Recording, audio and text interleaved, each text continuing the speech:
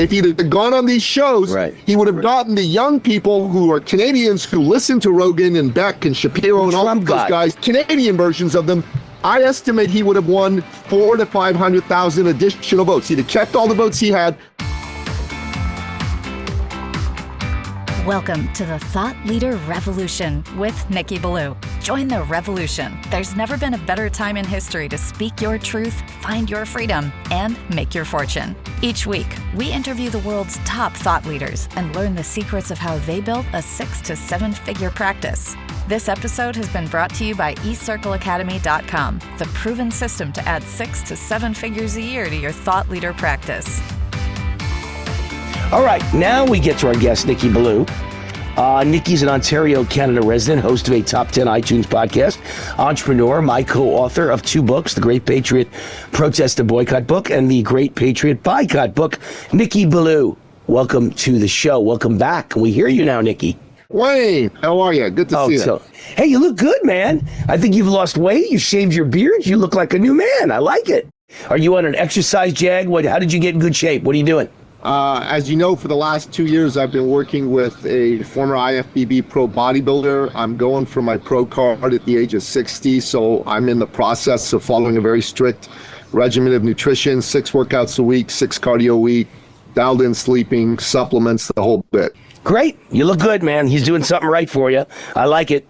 So, look, you just elected someone who I think is worse than Trudeau. I don't know if that's possible, but I remember you coming on the show and you educated me and said he's worse than Trudeau. And this Mark Carney is worse than Trudeau.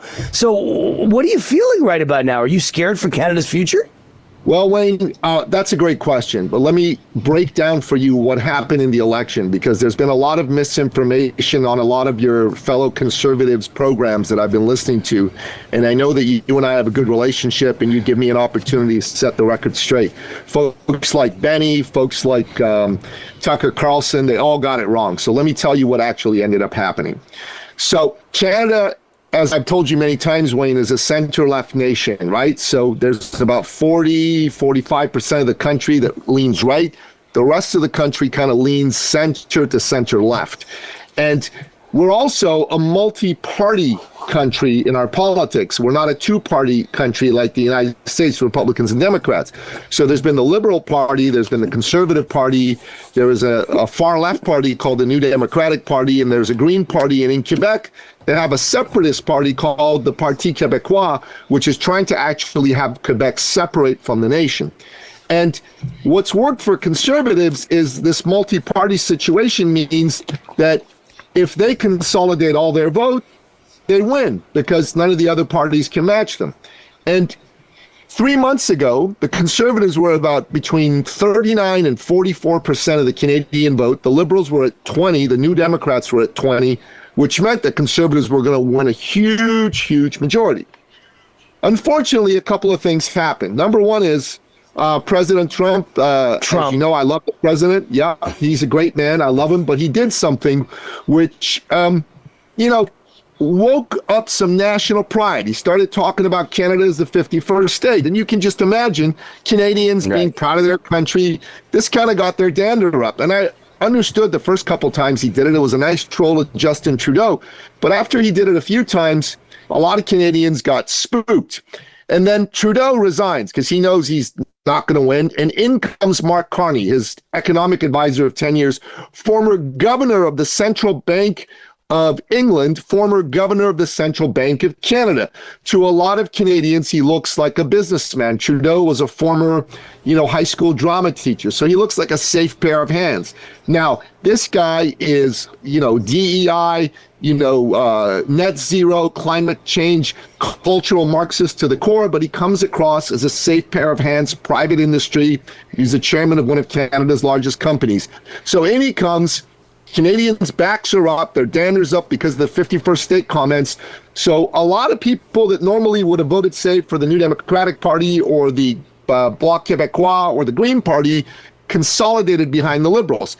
The Conservative leader, Pierre Poilievre, actually won 42% of the vote. So Tucker, Benny, Steve Bannon, all these guys that are saying, oh my God, what a loser, he lost support. He lost zero support. Everyone who was going to vote for him still voted for him. He lost no support. He's the most conservative leader the Conservative Party has had in over 100 years in Canada. This guy is the real deal. So American conservatives need to stop crapping on him and need to understand he's the best chance Canada has of having a conservative government. Okay, so, and here's the thing. Mark Carney is the most intelligent, the most committed, the most doctrinaire Marxist Western leader. He is the one who presents the greatest danger on the international stage to Trump's vision of a populist world. And I got to tell you, this is very bad for America that this guy got elected. It's very bad for the cause of freedom. So American conservative speakers need to stop crapping on Poilievre and recognize that this guy's great. He's deeply conservative, and he's the man who will bring a Trump-aligned vision to Canada. So I want to just make sure everyone's clear on this. The guy didn't lose any votes. What happened? He lost, though. It's too late. No, it's not too late. Let me explain. Isn't it? No, it's not. Okay. He only won a minority of votes. He does not have enough seats to have a majority government. He has a minority government. So this means that if he does something that offends the coalition of the remaining parties, it can trigger something called a non-confidence vote, which means he won't have enough votes to say he has the confidence of Parliament. He'll have to call another election. It is my belief, and that of many Canadian, observers who are intelligent, that he's got between 9 and 18 months to stay in power. So there's probably going to be another election in 9 to 18 months. What we want to have happen is we want to have all the conservatives coalesce around him. We want American conservatives to say good things about him. He also made a really big mistake. He was invited to go on Joe Rogan. He was invited to go on a lot of podcasts. You and I have had this discussion before. President Trump was very smart to go on podcasts like Rogan, where he got access to non-voters who ended up voting for him. And I told you, I estimate that he won 4 million votes, which was the margin of victory for him. He had a lot of votes from people like you and other shows that already supported him. He needed that base. I get it. But he needed more than that base. Poilievre had a chance to go on Rogan. He had a chance to go on Ben Shapiro. He had a chance to go on Glenn Beck, Patrick Bet-David. His advisors said, if you go there... No, his advisors told him, if you go on these American shows, they're going to paint you as pro-Trump, and that's going to hurt you with these people that are upset about Trump. The problem is those people already decided not to vote for him. If he'd have gone on these shows, he would have gotten the young people who are Canadians who listen to Rogan and Beck and Shapiro and all those guys. Yeah.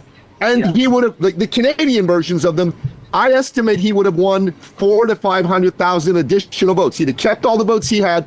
That would have been enough for him to at least tie Carney, maybe even beat him. So in the next election, Pierre needs to actually go on all these podcasts and not listen to his damn advisors. The consultant class messes everybody up. Trump is smart not to listen to them, and Pierre was not smart to listen to them this time. That's what has to happen next time. And hopefully our American conservative brothers, our freedom-loving American brothers, will stand with us, stand with Canadian conservatives to defeat these guys, because we need your love, we need your support, and we don't need you crapping on our leader. Well, last thing I'll say, because we're heading out, we got a minute and the break's coming up, but I have always argued he should stop talking about the 51st state. I don't want Canada, by the way, as the 51st state. Canada should be Canada, but I wouldn't mind Alberta being the 51st state. And I saw that Alberta is getting ready to vote to possibly secede. I don't know if that could ever really happen, but they seem to be much more like Trump and America and MAGA and pro-oil, right, against climate change. I wouldn't mind Alberta joining the United States. We'll flip you, Nikki. You could have California, and we'll take Alberta. Maybe that can work out. No trade. We'll see. No trade. We'll see. We're heading out for the break. Nicky Billou, his books are the same books as mine. He wrote them with me. Great Patriot Protest book and the Great Patriot Boycott book. Thank you, Nicky. God bless Canada. Oh, Canada. This episode has been brought to you by eCircleAcademy.com, the proven system to add 6 to 7 figures a year to your thought leader practice.